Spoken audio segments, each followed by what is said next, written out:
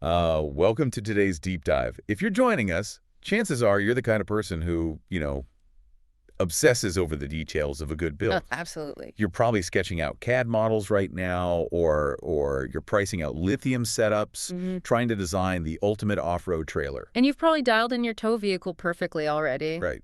But there's a specific, um, frustrating roadblock that every overland builder eventually hits. It's the one piece of traditional engineering that actively works against you when you're trying to get off the grid, Yeah. and that is the straight axle. It really is the great paradox of off-road trailer design. I mean, you pour your budget into this massive suspension lift for your 4x4, right? Yeah, thousands of dollars. Exactly. You fit 35-inch mud terrain tires just to maximize your breakover angles, and then you hitch up a trailer that drags the thick steel beam right across the absolute lowest point of your setup. It's crazy when you think about it. You are essentially towing a ground clearance anchor just waiting to catch on a stump or high center on a rock. Okay, let's unpack this, because today we are looking at a stack of technical documents, fitment data, and logistical briefs from a company called Ride Solutions. They are the official EMEA and Asia distributor for Timbren Industries. Right, the Canadian manufacturer that has essentially declared war on the traditional trailer axle. A very successful war, I'd say. Yeah.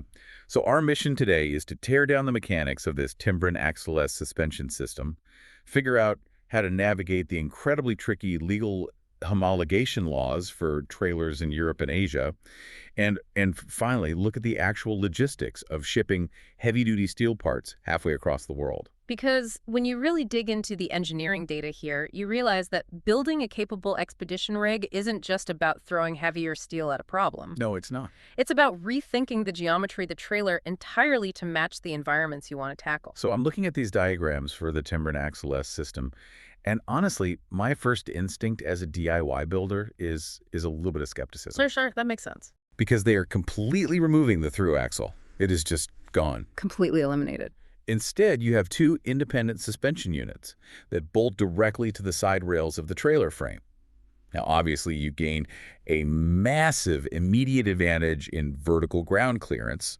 You essentially get a clear path right down the middle under your trailer. If your 4x4 can clear an obstacle, your trailer can clear it too. But wait, hold on. If you remove that structural steel crossbeam connecting the two wheels, won't the trailer frame just fold inward under load? Like, where does all that lateral torque go when you take a tight turn on a rocky trail? That is exactly the right question to ask, and it's the first thing any experienced fabricator looks for when they see this. Right, because the axle on a traditional trailer isn't just holding the wheels. No, it is a structural tie rod.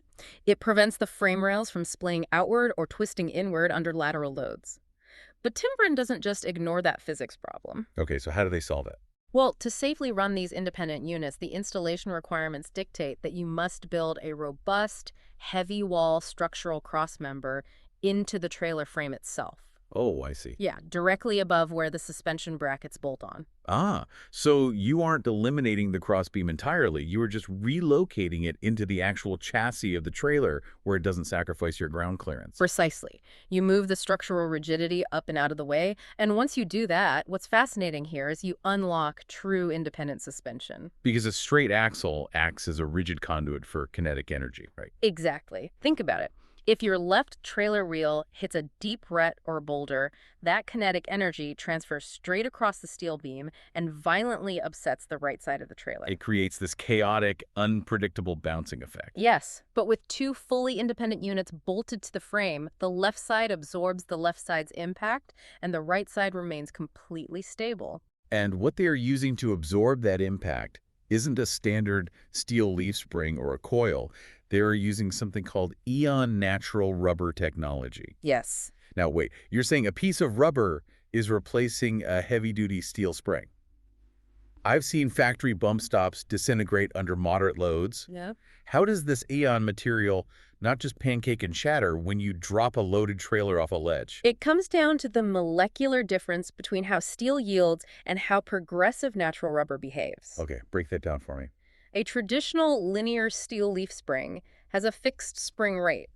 Let's say it takes 200 pounds of force to compress it 1 inch. It will take another 200 pounds to compress it the second inch, and so on. Until it hits its physical limit and bottoms out with a violent metal-on-metal crash. Or worse, the steel fatigues and snaps entirely. Right, which sends a massive shockwave straight through the trailer frame. You're risking stress fractures to your chassis, and you're probably destroying whatever expensive electronics or that 80-liter fridge you have bolted inside. Exactly. A great trailer should be seen and not heard. But these Eon springs, they are progressive. Timbren originally developed these for heavy-duty commercial vehicles and high-performance off-road rigs. So they can take a beating? Oh, absolutely. As the natural rubber compresses, it becomes exponentially stiffer. The first inch of travel might be relatively soft, giving you a smooth, plush ride on highway tarmac. Okay. But by the time you compress it 3 or 4 inches on a harsh trail, it is fighting back with thousands of kilos of resistance. To put some numbers to it, their active off-road ranges boast a bump load capacity of over 4,535 kilograms. Wait, so it's absorbing 4.5 tons of impact force. That is wild. It is. It absorbs the kinetic energy and gracefully dissipates it, rather than abruptly transferring it to the chassis. It actively dampens the rebound. Which literally stops the trailer from hopping over washboard roads. Exactly. And because there is no metal-on-metal friction, no shackles, no leaf spring pins, it operates completely silently. A silent, maintenance-free tow. I really like the sound of that. And having 4.5 tons of impact absorption is incredible if you're bombing through the dunes in the empty quarter or tackling the Silk Road. Definitely. But here's where it gets really interesting, because it honestly doesn't mean a thing if the highway patrol impounds your rig on the drive there. And that brings up a massive, crucial hurdle we need to navigate: the 750-kilogram rule. This is where the intersection of North American engineering and international law gets incredibly complicated for anyone building a trailer in the UK, Europe, or parts of Asia. Yeah, the legal stuff. Right.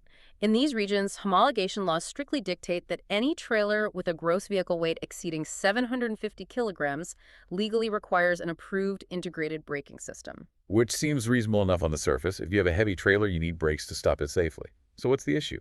Just buy the heavy-duty Timbren axles that have the electric brakes attached. Problem solved, right? If only it were that simple. The problem is that the braked versions of these heavy-duty axles are engineered specifically for North American Department of Transportation regulations. Right. They use electric drum brakes. However, the UK and European authorities require something called E-marking, or type approval. Let's clarify that for anyone listening outside the EU who hasn't dealt with these homologation nightmares, what exactly is an E-mark? An E-mark is a certification that proves a vehicle component has passed rigorous, standardized safety and performance testing across the European Union. Got it. And for trailer brakes, the EU generally mandates mechanical overrun brakes. That's where the physical momentum of the trailer pushing against the tow hitch actuates mechanical cables that apply the brakes. North American electric brakes simply do not carry this E-mark homologation. So if you're a builder in the UK or Germany and you try to import the massive 2-ton heavy-duty braked versions from Canada, you are basically buying yourself a massive legal headache. A very expensive paperweight. Seriously. You'd have an incredibly capable suspension system that you legally cannot take on the highway because your insurance would be void and the authorities wouldn't certify it. Exactly. You'd be stuck with an off-road beast that isn't road legal.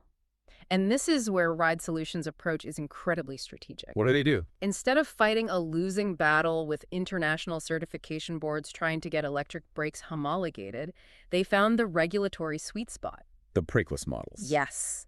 They strictly supply the brakeless axle-less models with a maximum weight limit capped exactly at 750 kilograms. So by building around that 750-kilogram brakeless unit, the trailer permanently remains in the light trailer category. Precisely. It completely bypasses the E-marking legal red tape for braking systems. It does. And for the DIY builder or the boutique teardrop manufacturer, this constraint is actually a massive blessing. It keeps your entire build perfectly road legal anywhere in those regions. And it probably saves a ton of design time. Oh, absolutely. It dramatically simplifies the engineering phase because you don't have to figure out how to route complex braking cables or install expensive mechanical overrun hitches. But let's play devil's advocate here for a second. 750 kilograms. Is that actually enough weight capacity for a serious off-road build?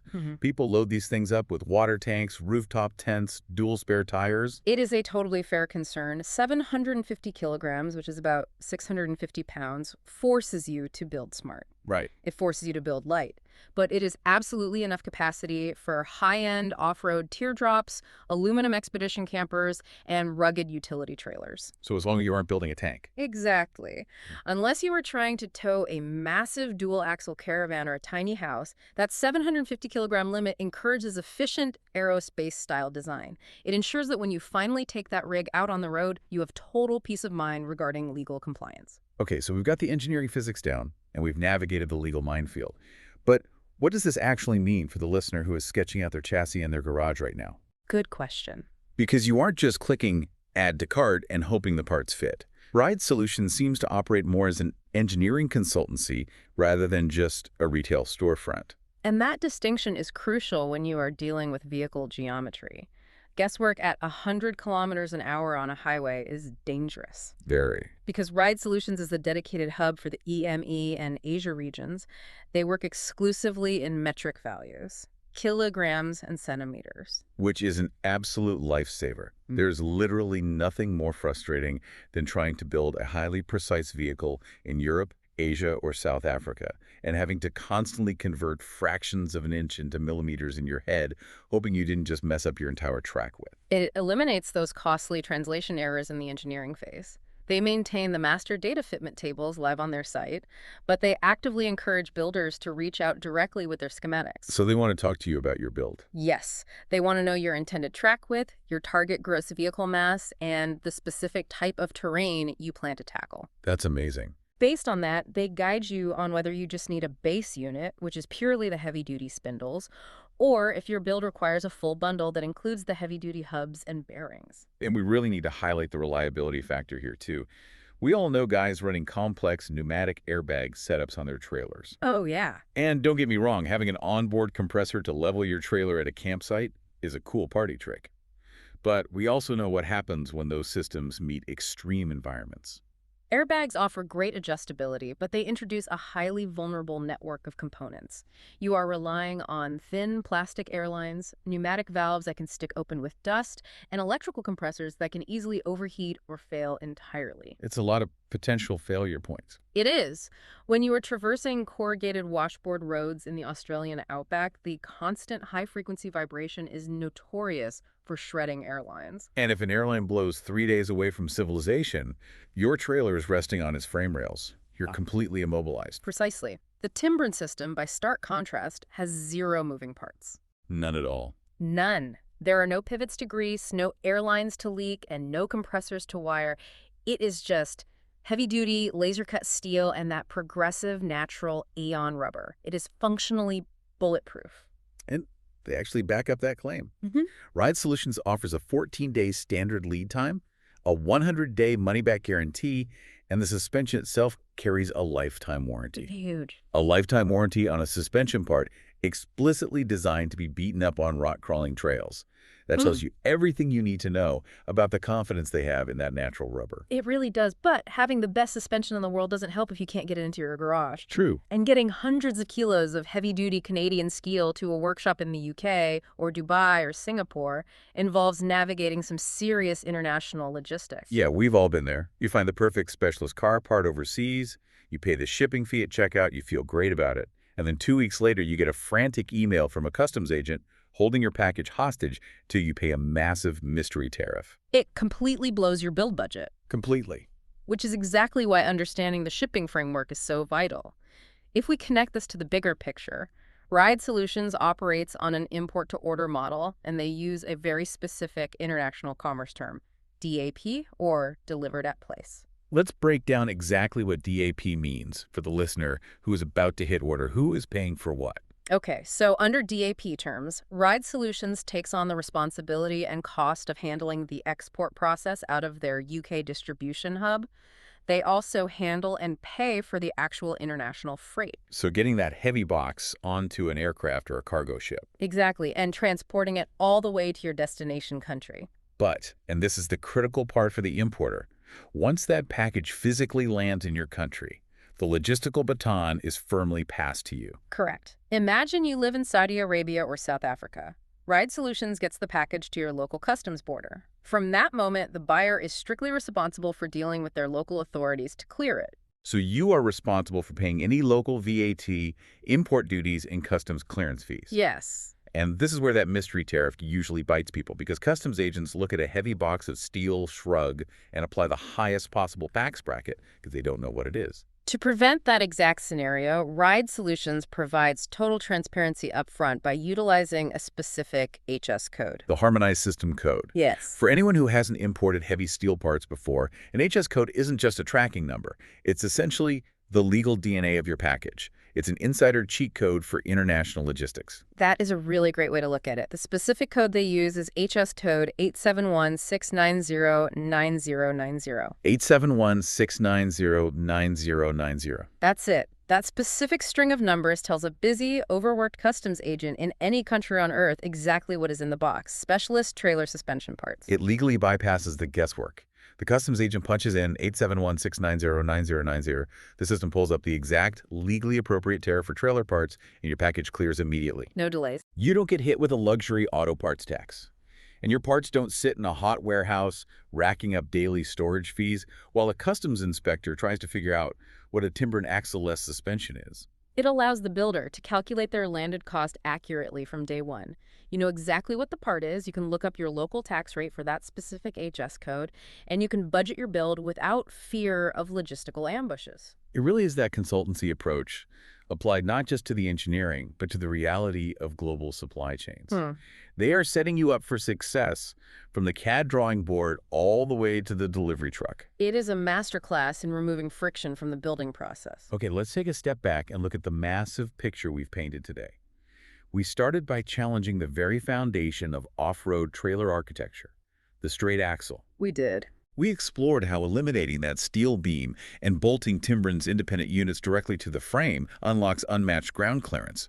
We debated the structural physics, confirming that with the right crossmember, the progressive EON rubber can gracefully absorb 4.5 tons of kinetic energy without the violent rebound of linear steel springs. And we also navigated the complex homologation landscape, discovering how keeping these brakeless units capped at exactly 750 kilograms elegantly bypasses the restrictive E-marking requirements in the UK, Europe, and Asia. Ensuring your build remains perfectly road legal. Right. And finally, we demystified the supply chain. We looked at how builders can work directly with the experts via their metric fitment tables and confidently import these bulletproof parts anywhere in the world by understanding DAP shipping terms and utilizing that critical 871-690-0090 HS code. You know, before we wrap up today's deep dive, I want to leave you with a final thought to mull over as you head back to your design sketches. Okay, let's hear it. We've talked extensively about the immediate benefits of removing the axle, the ground clearance, the independent ride quality. Yeah. But if we can completely eliminate the mechanical connection between the two wheels of a trailer, how does that change the very architecture of what we can build? Oh, that is a fascinating angle. You're talking about the space left behind. Think about it.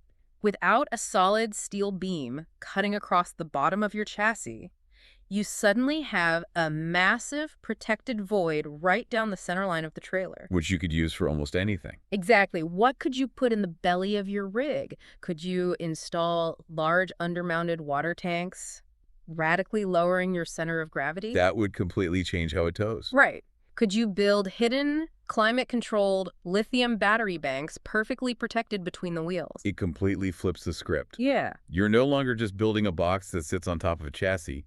You can utilize the entire three-dimensional footprint of the trailer, all the way down to the ground. It's a paradigm shift. Removing the axle fundamentally unlocks a completely new blank canvas for architectural design and off-roading.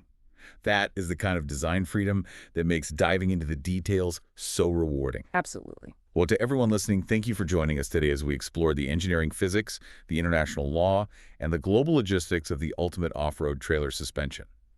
As the experts at Ride Solutions advise, build it right, build it once. We will catch you on the next one.